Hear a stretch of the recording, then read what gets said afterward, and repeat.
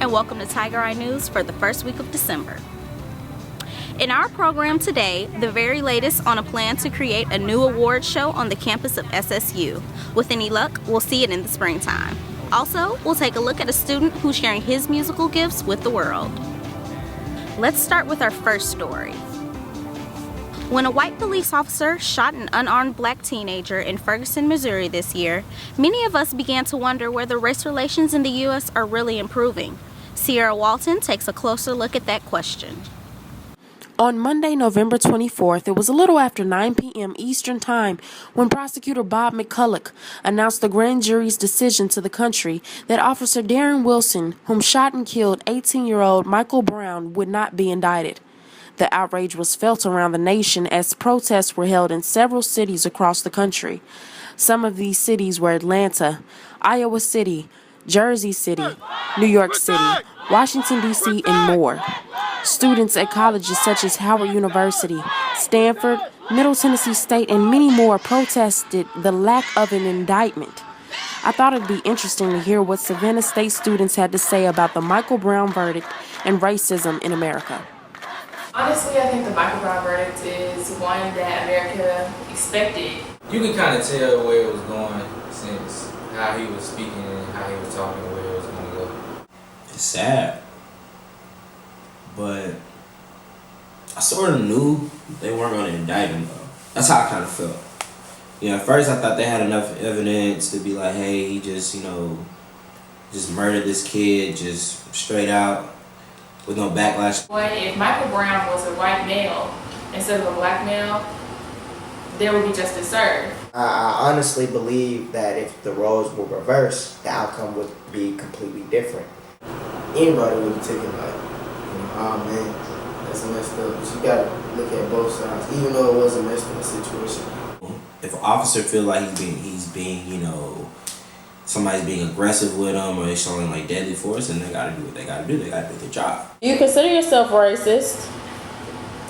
No, I do not consider myself racist. Prejudiced at times, but not racist. No, I don't consider myself racist. To an extent, I do. I'm not even. Okay. I don't think I'm a racist because in order to be a racist, I feel like you gotta believe in like racism. Thinking, I guess, your cultural beliefs, your ideals, the way you do things is superior to anybody else. Do you think there's racial equality in America? No. Nope. No, I don't think there's racial equality in America at all. No, not at all. In America, no. I don't think that we had racial equality, because if we did, we wouldn't have some of the problems that we have in the United States today. The news really portrayed in a worse way, but people know it's not equal. We must remember that the beginning of a change starts with us. Ciara Watson, Tiger Eye News.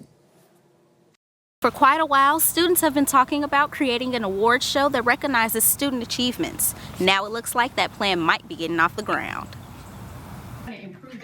Okay, so the information meeting or interest meeting is basically to get a really good gauge on the student bodies as far as JMC and their interest level in doing the first JMC award show. Key concept is really to show the talent of JMC students and to give awards from the students, by the students, and even students to the professors and vice versa. Right. So it's just a night of celebration. So that's the other part. I'm hoping that it means that students are really looking for a platform to really voice their opinions, right? Also to show their creativity, where it's beyond just the classrooms. So you can actually have someone that's majoring in, or their concentration could be PR, but they actually have other talents that's something more creative, like hair and makeup or fashion. This is something that they could actually bring all of those creative talents to and put them together. Fingers are crossed that this happens April 2015. Immediately next, we've asked students to come up with their own categories that they are going to have students vote on. And then once that happens, we're going to come up with a brand in terms of how we're going to promote this. And then our next meeting will be the second week of January. Je m'appelle Dior. Je parle français un peu. Et vous? I said, my name is Dior. I speak French. And you?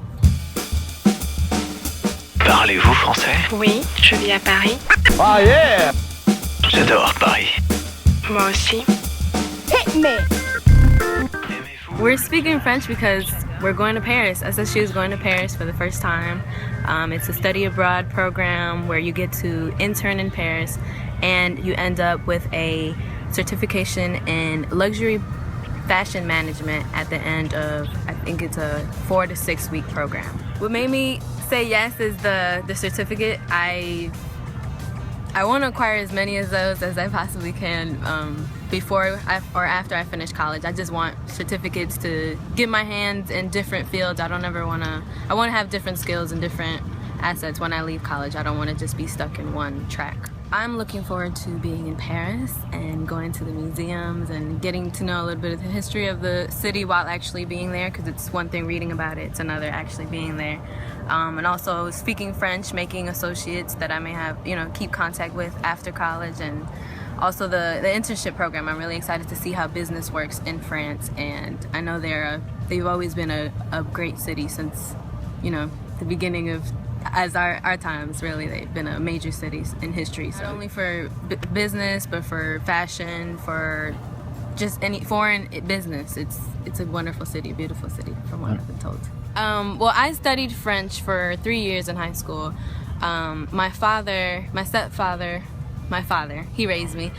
He speaks French, and so does my uncle. And so we speak French at the house. Like, I grew up going with him to the French bakery in Kansas City, and with his French group, and they speak French, and they have,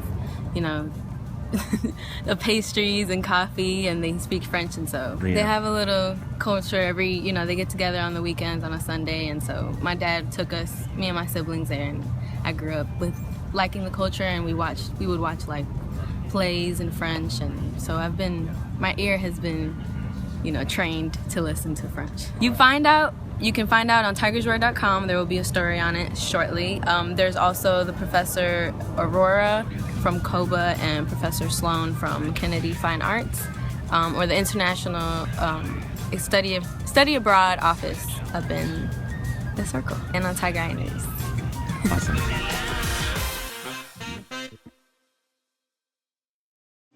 Finally, there are so many great musicians here on SSU campus. Meet Jacob, who wants to share his talents and his passion with everyone he meets.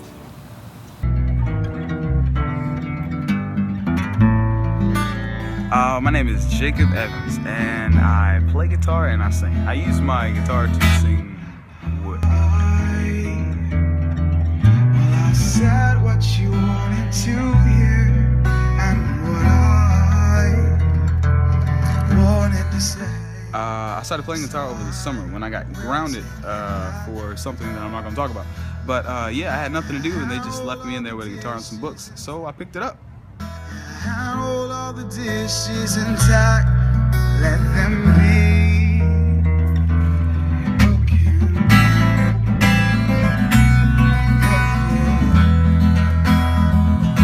Oh, this is her right now. Her name is Christina, and she's acoustic electric, and I don't know, she's just been old faithful so far.